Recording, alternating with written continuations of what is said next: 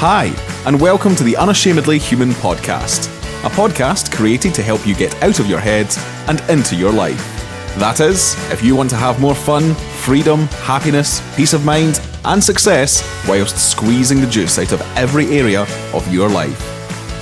Join Jackie Ford every Thursday and listen in to her warm Scottish tones, wise heart, and wonderful sense of humour as she interviews guests and discusses what it means to be unashamedly human.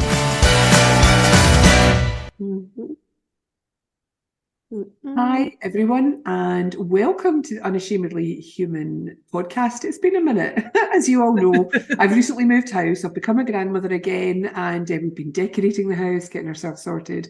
So it's been a while since I've done a guest podcast, but I'm really delighted to have today's guest, Chana Studley. And the reason I'm really delighted is because Chana and I have been trying to do this for quite some time. And we're delighted that we've actually got a chance to talk through a recent novel that Chana has written that she kindly asked me to do a review on that kind of blew my socks away, because it's a topic and a subject that is incredibly important for us to see and understand, and especially from a principal's perspective. So, Chana, welcome to the Unashamedly Human podcast. Hi, Jackie. Thank you so much. I'm so excited to be here with you. Thank you. Oh, you're so welcome. Chana, I'm going to ask you if you can just tell everybody a bit about you and your background, and please mention any other books that you've written, because I know there have been a few. Yeah, thank you. So I have written 3 books. This is my third novel, and writing books it's only just kind of become something that I'm recognizing that that's what I do, because I failed miserably in school with anything academic. Thank God I had other talents. You know, my artistic and creative talents took me first to the theatre in London, and then TV, commercials, and then Hollywood. And I ended up living in California for 16 years, working on big Hollywood movies, doing special effects. So I thank God I was successful, but with my creative talents. And I was always coaching and counselling people. Since college, I trained with Manchester Rape Crisis Centre back in the early 80s. So I was always coaching and counselling people in between projects. And, folks said, oh, you should write a book. You know, you should write a book about your Hollywood experiences, or you should write a book about your trauma. I experienced a lot of trauma in my early 20s. And maybe write books about traveling. And I've lived on 3 different continents now. And so I had the idea of smushing it all together and writing one book. And, you know, they say everybody has one book inside of them. And then the day after I gave it to a friend to review, it was like, boom, boom, boom. You know, I had the idea for 3 or 4 more stories. And so I've written 3 of them. 4th is kind of half written right now. And I've got ideas for 5 and 6. I just, just need more hours in the day to, get them all written. So yeah, it's like I've turned into an author in my later life, and I really enjoy it. It's very exciting. No, it's lovely when that happens, isn't it? You sort of you just settle. You know what you're meant to do. And when you were speaking and saying you were involved in special effects, I thought, my God, isn't that what the principal's understanding helps us see? It helps us see behind the way we think, which is almost like a special effect filter, really, isn't it? It is, because sometimes people ask me, how did I go from doing special effects in movies to being a MindBody coach? And it was so obvious to me, because our minds have a special effects department that could outdo me or Steven Spielberg or anybody in that department, because our minds are doing us all the time, like telling me that things are real that aren't. And that was what my whole career was in Hollywood, was to convince you that things were real that weren't. And our minds are really good at doing that. Oh, tell me about it. You did. I woke up this morning, Chana, and I had the most beautiful day with my family yesterday. My 3 daughters, my husband, and our 2 grandchildren. And it's very rare we just get us, love the partners to death, but it was just lovely that it was us. And then we ate quite late last night. And last night in my dreams, all of my children were killed in front of me, and my husband. And when I woke up this morning, my husband wasn't in the bed. And I thought, where is he? And I phoned him, and he was away somewhere doing something. So yeah, I get it. Luckily, it was just shouldn't eat too late. It's not good for me. Anyway, I'm going to start our podcast off today, Hannah, reading the review that I gave for your book. And your book, we haven't even mentioned it yet. The book is called Very Well, and it's a novel about hormones, women, and why Freud was wrong, which I just love. So my review said, in this groundbreaking novel, Chana Studley successfully challenges the patriarchal narrative surrounding female hormones through her delightful storytelling abilities. As women, we have become better at talking about mental health, but we still shy away from discussing periods, miscarriages, postpartum mental health, endometriosis, and menopause. This results in a lack of vital understanding for women, particularly as those processes are inextricably connected to our mental health. Hannah, however, introduces her readers to a simple yet profound understanding that ultimately guides us repeatedly back to our own wisdom and well-being. A must-read, informative, funny, moving, and wise book. It's a book to buy, read, digest, then buy again for your friends and family. After all, life is a journey we take together, don't we? I loved reading Thank you. Oh, you're welcome. You're so welcome, Hannah. I loved reading your book because as a woman, and I've mentioned I have 3 daughters, I remember my mother's mental health journey. I remember my grandmother's mental health journey. And as we go through the podcast, I might or might not talk about that, but bits of it are really quite severe, which if only they had known about this understanding, things would have been so different. Right. And I feel very blessed and very lucky that I came across the principles 15 years ago after decades-long searches, trying to figure out how my mind works so that I didn't end up in the same mental space as both my mother and my grandmother. Right. So I feel very blessed to be able to share what I know with my girls so that they too don't fall into that space. So this book to me was a godsend that it's out there and it's helping women. And the fact that you had a mother and her daughter and everything else in between, it was just beautiful. So first of all, Hannah, can I ask you, what was your reason for wanting to write a book like this? I think it was really because I was just going through menopause when I first came across the 3 principles. And I'd been in perimenopause for probably 10 years, which for younger women, that might sound really scary. And it kind of happened how I wrote it in the book, when I was, 10 years earlier, I remember waking up in LA and, in the middle of the night going, oh gosh, I'm, with a hot flush, and I didn't know what it was. So I just presumed I was getting sick, like I had fever or, the flu or something. And for 3 nights in a row, I'd wake up in the middle, go like, gosh, I can't believe I'm getting sick. And in the day, being totally fine and not making the connection until I was at 3rd or the 4th night where I'm like, this can't be happening. Yeah, I know. And it started a journey of different symptoms, different things coming and going, and then becoming more permanent. And then another symptom would come in and become more permanent. And I don't have sisters, and my mother had passed away, and my friends, I didn't have any close friends that at the time with me, and so I didn't really discuss it with anybody, and I just toughed it out. So and then kind of Helen's experience in the book is kind of based on that journey.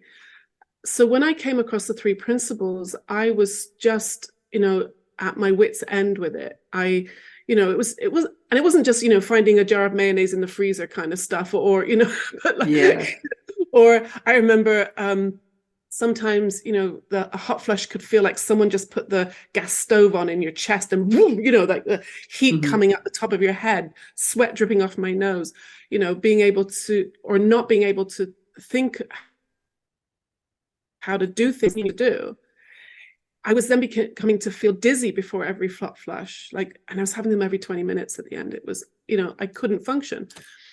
And I remember the very first 3 principles teacher that I spoke to was Dr. Mark Howard, the sweetest, kindest. Oh, delightful.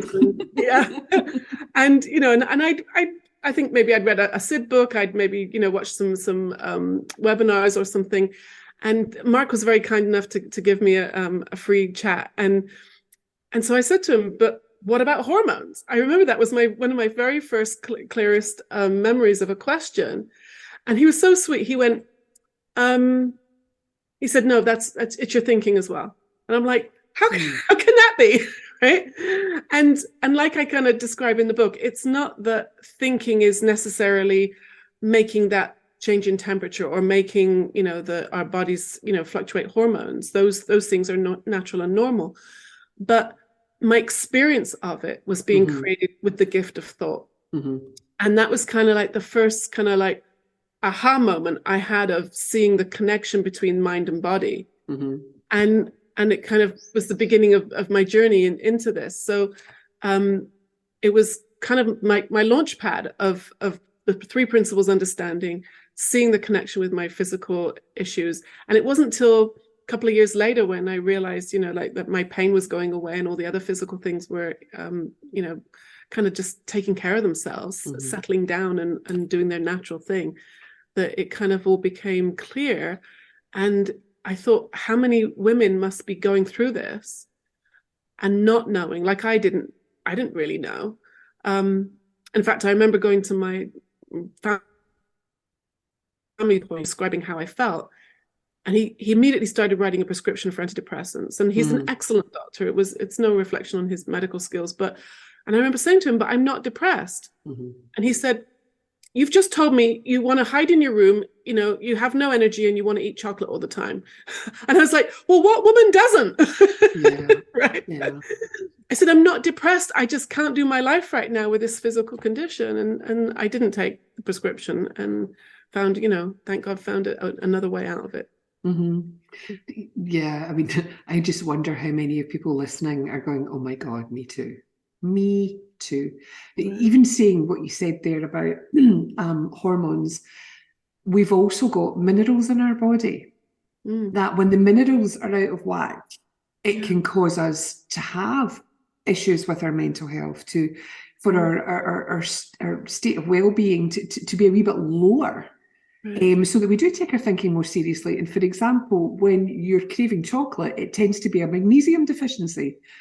Oh, good to know. It is, isn't it? I mean, it's just, our bodies are not meant to be sick. Our bodies are these incredible machines that tell us all the time and try to self-correct but we don't listen to them.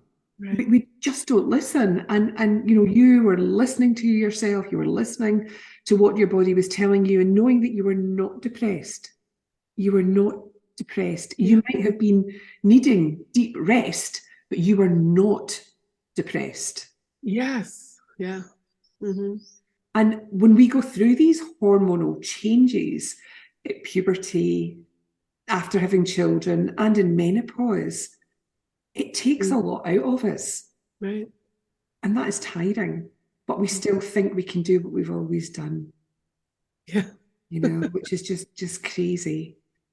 It's crazy. So having that personal experience, Hannah, and it being kind of rebuked by both the medical profession and misunderstood by someone who, bless him, will not have the hormonal changes that we women have. That must have been a really poignant kind of, I need to do something about this. Yeah. It was a bit of, I don't know if despair is the right word, because it wasn't, I wasn't in that bad a state, but I remember I did have the thought that just give me the HRT, because I don't care if it gives me breast cancer, I cannot live the way I'm living. And those seem to be my only 2 alternatives. I did try bioidentical hormones, and I really wanted to do the natural route. And I visited a doctor here who was an MD and, prescribed bioidenticals. And he upped the dose so many times that he actually told me to go back to the gynecologist and get the regular. His words were, let's tame the tiger, and then we can put you back on the bioidenticals. And I thought, really, this is all we have. So I'm really grateful that this way, as a result of this, understanding. And that's, I guess that was really my motivation for writing the book, that to show that there are other alternatives, and I'm not here to judge, at treatments, could be combinations of things, and I kind of, hopefully that was clear in the book, that, whatever you find is working best for you, that's what you need to do. Mm-hmm. And for some people it is diet, and for some people it's a medication, for some people it's, could be lifestyle changes. And it could be a combination of all of those things. I think we all have to find what makes us feel the most in tune with our body and our peace of mind, and find that, happy equilibrium. Absolutely. That's the most healing. Mm-hmm. That's it. Again, listening to your own body, listening to your own wisdom. Mm-hmm. And what you're doing is you're giving, it's almost like reference points to people. Right. Because through your storytelling of the mother and daughter, there will be mothers who'll recognise in their daughters the experience that they had, that their parents didn't understand, their mothers didn't understand. Right. There'll be mothers who are now grandmothers who are understanding and seeing it again through a different lens, right. seeing their daughters become mothers, and seeing their own hormonal journey through that, and having more grace and more kindness than perhaps our parents did at the same time. And I really do believe that the more that we understand how we work as human beings, the more unashamedly human we can become, because we're accepting. And when we're accepting, we're not fighting against something. We're not trying to change something. We're working with it. Yeah, I think that's one of the things I discovered in the research whilst I was working on the book, is how normal and natural all these cycles are. And yet, we're often told that there's a malfunction or something's going wrong, that we need medication or surgery.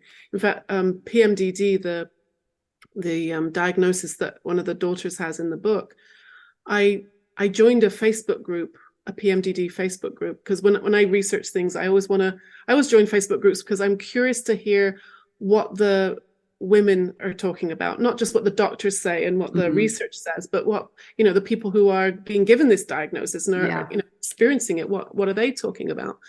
And sadly, I found in this group with like 30,000 women in it, asking for hysterectomies because they seriously had no hope of this ever getting better, and they were almost suicidal, only having maybe 1 or 2 days a month when they felt any relief. And because it's based on your monthly cycle, next month is coming. It's not like, a fight with your sister or your boss, which may happen again or not. When it's tied to a monthly cycle, or it's happening again. Mm-hmm. So they're screaming to have their a hysterectomy, to have it removed so that could give them relief. And it's like heartbreaking to me, because and that's why one of the reasons why I put some historical stuff into it, to show that's what we were being told 100 years ago. To have surgeries to calm the wandering womb, as it were. They used to think that the womb wandered around and it was suffocating us, and that's why women are so irrational at certain times. And I just thought, no, I want to scream at these women, go, no, that's there. What's happening to you is normal and natural, and it's just our anxiety over the misunderstanding that's creating such a huge response and huge turmoil in your life. And that was the amazing thing I found in the research. Hormone fluctuations. Obviously, some women do have something wrong with the mechanics. That can happen, obviously. But the majority of women, it's not a mechanical problem. It's an interpretation, reaction, response, that's actually escalating those yucky feelings. Absolutely. It's a funny story I've got about that. I remember I had my last child when I was 35. I started when I was 30, so I did it all quickly. And I started going into perimenopause at 37. So my journey through perimenopause was about 13 to 15 years. Wow. And I always remember I had this intense itch. It was horrible. Just it was so scratchy. They call it pruritus. That's the typical medical name for it. And it was just horrible. And I didn't know what was causing it. So I just started taking an antihistamine. I thought, oh, it's an itch. Me and my medical background, it's an itch. I'll take an antihistamine. I was having one of those every 48 hours, and it seemed to, do the job. Not completely. And then I got into my head, oh, I'll go and have a colonoscopy because if there's anything in me, we're getting colonoscopies trying to get rid of whatever was inside me that was causing this intense itch, which wasn't pleasant. Sorry, not a colonoscopy, like a colon clean, not a colonoscopy, a colon clean. Where you watch your poo go down a wee clear tube. Because I thought, that there was some kind of parasite or something in me that was causing this itch. Only to find out about 8 years ago, that's part of the hormonal journey. Some women get pruritus, they get an intense itch. And my mother wasn't alive for me to talk to her about that. Sort of, did you get this? Is this something that happened to you? And we just don't talk about these things. I think lately people are talking about it more. We really need to talk about it more. Yeah. I'm kind of somewhere in the middle with the talking about it thing, because I wish I'd had more information and someone to talk to about it. But then I always get nervous when people go the other extreme. And, some of the books I read were very, like, I don't know how to say it, like earth mothery and talking about, things that should remain private. I believe that's just my take on it. So it's finding that balance somewhere between being, not being in the dark, being educated, knowing that what's happening to you is normal and natural, and that you're not ill. It's not a disease. There's nothing broken about you. And going the extreme opposite of, like, everything's out for everybody to see. I believe we need to keep some things private. So it's, and that balance is really coming from common sense. I mean, I see common sense. I think common sense is a virtue that's kind of very highly underrated these days. Absolutely. Yeah.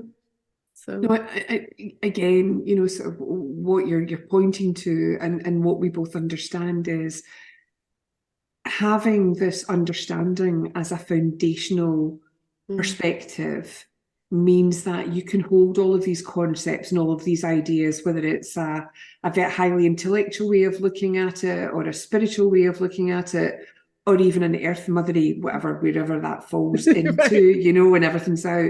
It's like you can look at all of these concepts, and what feels right for you feels right for you. And that's all that matters, because it's about tuning in, looking inwards instead of looking outwards for all the answers. To do a bit of both. There's nothing wrong with, cats always do that, don't they? There's nothing wrong with any of it. It's just what feels right for you, so that you can then tune into it and live your life from that space that will help you. And instead of being frightened of your experience, you're learning to be at peace with it. Yeah. And I think that with that peace came a relief from the symptoms. Like, and not completely. I can still get a hot flush, it can still happen every now and again. But I had this amazing experience, and whilst I was writing, I was talking to one of my clients about it, and she said for her a hot flush was like a cleansing, and it was incredible in that moment. Like it was one of those insights that doesn't have words.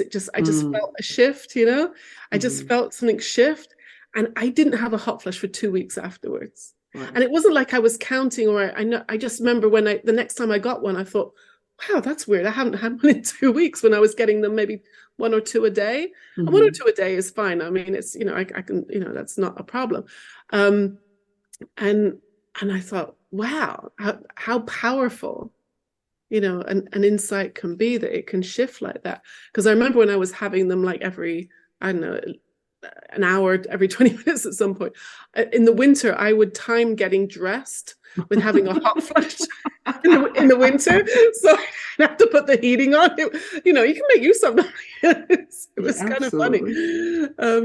So and sort of not taking it so seriously, seeing, because I think what used to happen before is I'd have a hot flash and I go, oh my gosh, this is terrible.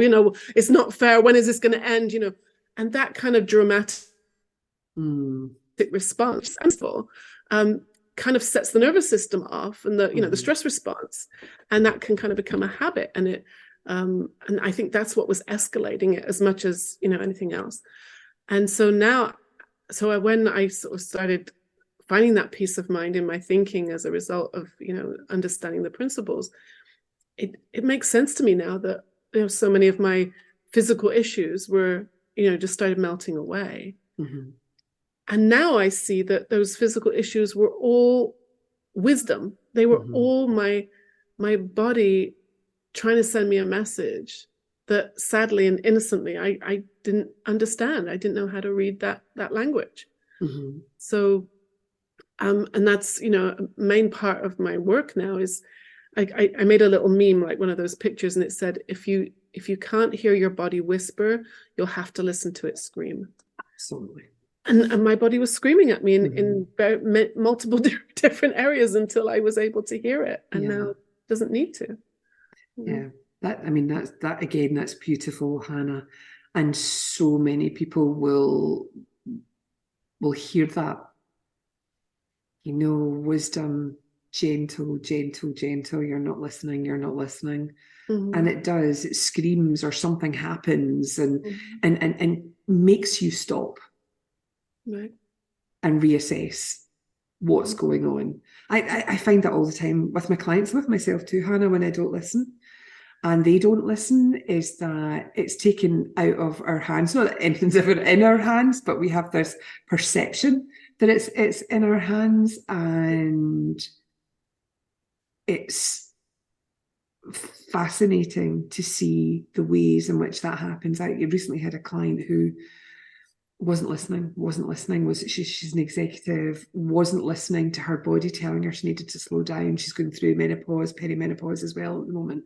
Wasn't listening. And she ended up having a psychotic break because before she came to me, and it was, she knew she wasn't crazy. She knew she wasn't crazy, but she knew she wasn't right. And so many women don't even listen to the fundamentals of how they should be looking after their bodies. So many women are they drink 20 cups of tea a day, or God knows how much coffee, but they don't drink water. Our bodies are composed of 60% water. We need to be hydrated. Another thing that has, an impact on our well-being, if we've been working too hard or parenting too hard, we lose touch with the spiritual side of life. So when was the last time you were in nature? When was the last time you did something for you that soothed your soul? All of these things. And I love the old Indian sort of wisdom. When did you last dance? When did you last sing? When did you last walk in nature? Because that keeps me right when I feel my mood. And it stops me in my tracks and makes me review how I've been living my life, because like all of us, I just get caught up sometimes. Right. Yeah, I like that. So Hannah, what kind of feedback are you getting from people who've already read the book? Not the people who reviewed it for you, but sort of the everyday fine young lady and fine vintage wine like myself. I have been getting in touch with you. What have they been saying? It's been great. I've had, I guess I mentioned PMDD earlier, the diagnosis of which, for anybody listening who doesn't know it, it's kind of like a PMS on steroids, is how one woman described it. And this one woman I'm thinking of, she had PMDD for many years and had tried everything. And she was actually then in perimenopause. So it was like a double whammy. And she wrote to me saying that, her not only were her symptoms going away, but her husband was He was going noticing. away too. No, he was noticing, and it's actually, it's improved their relationship, which was, like, in all aspects. And so she was just full of gratitude. And I've had a lot of women write to me and say, how, they've had really big insights, things that they just hadn't connected the dots before, or had, pieces of the jigsaw puzzle start going together. And then other people have written or contacted me saying, that's the hormone stuff isn't really necessarily an issue for them, but they've gotten deeper insights about the principles, so it's been of responses. And I just hope it will get out there to more women, to, like I said, especially the women who are suffering and are being told that their bodies are malfunctioning, or that they're something, that they're broken. That's the people I really want to help them to see this. And also I found that some women don't want to hear about it. Because it's somehow easier to think of the body as being broken, have a surgery, have a medication, and they don't want to hear about it. And that's okay. I mean, we all have our path. But so on the whole, it's been very very well received, and it's such a wonderful feeling when you get a message or a call from someone, they're changing their life and making their relationships better, and with their children, and they can go to work now and function better, and earn a living, and take part, be present in their lives again. That's a huge. That's a very big payback for me to know that.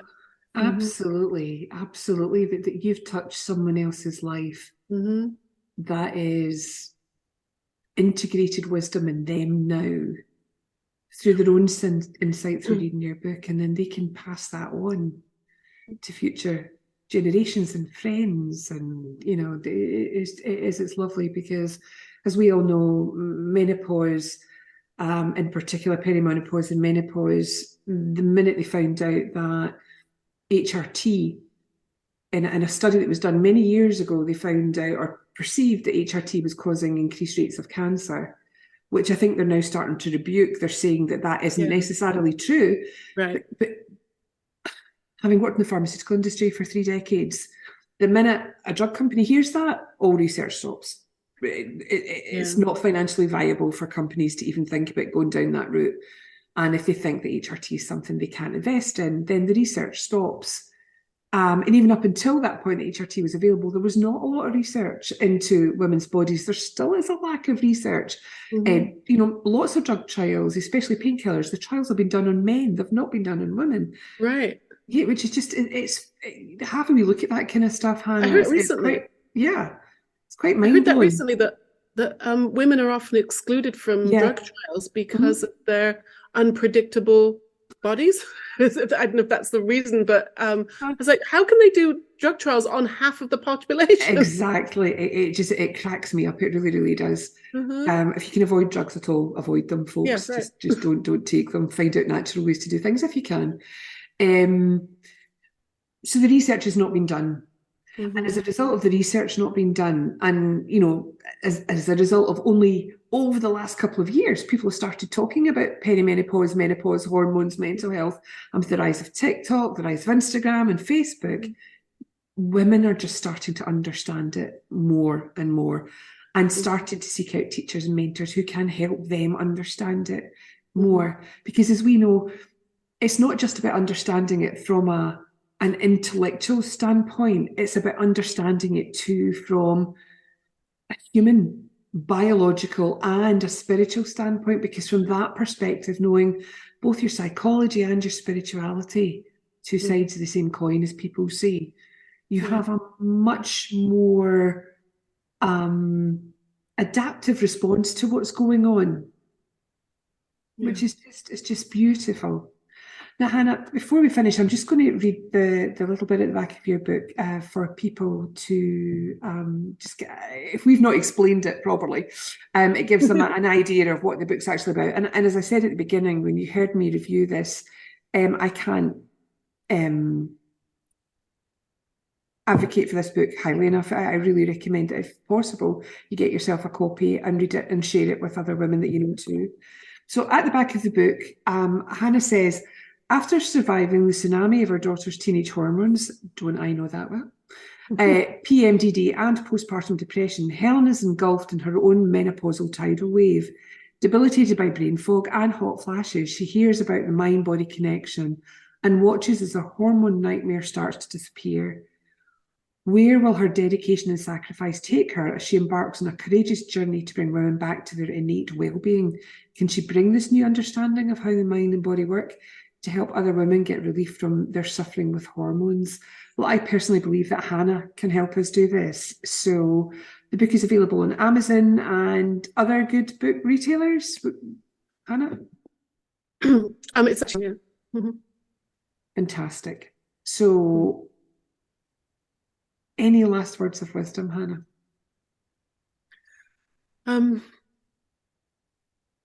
I think the main message is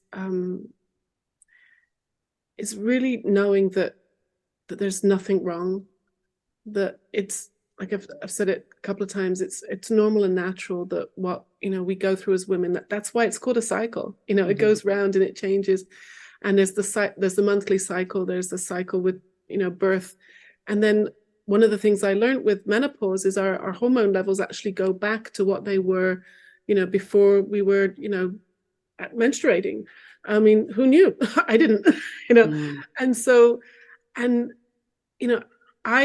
I was younger, I thought there was something seriously wrong with me. And I also thought that being old was like, the worst. And now, I mean, I'm postmenopausal. I'm going to be 60 in a year and a half. And I feel like, I feel like I'm in my 30s.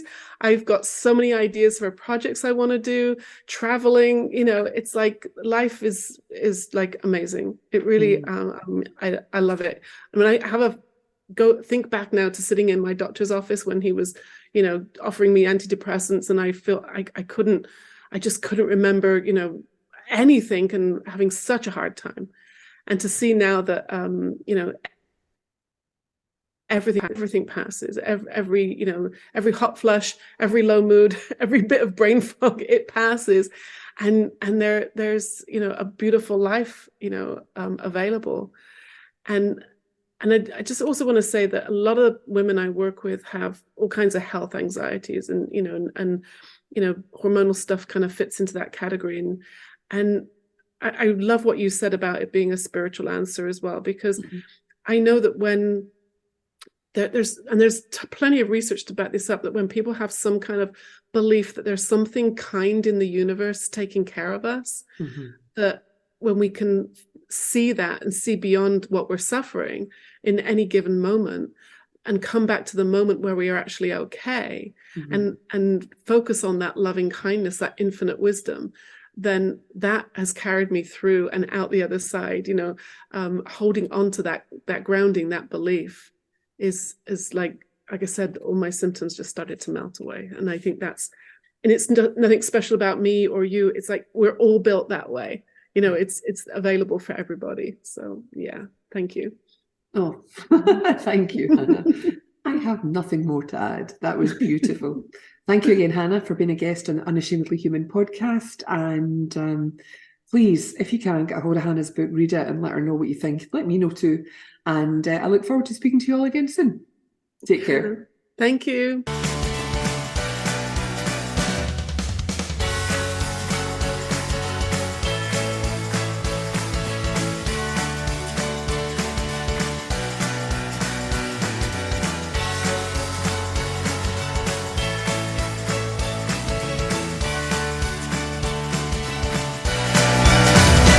You could be larger than life, bigger than the world, living out the hopes and dreams of every boy and every girl. You could fly higher than the sky, shine brighter than the stars. You can have all you ever wanted.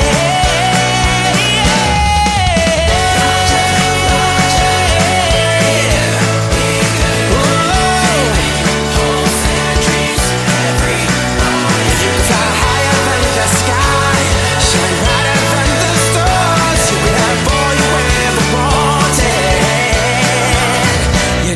could.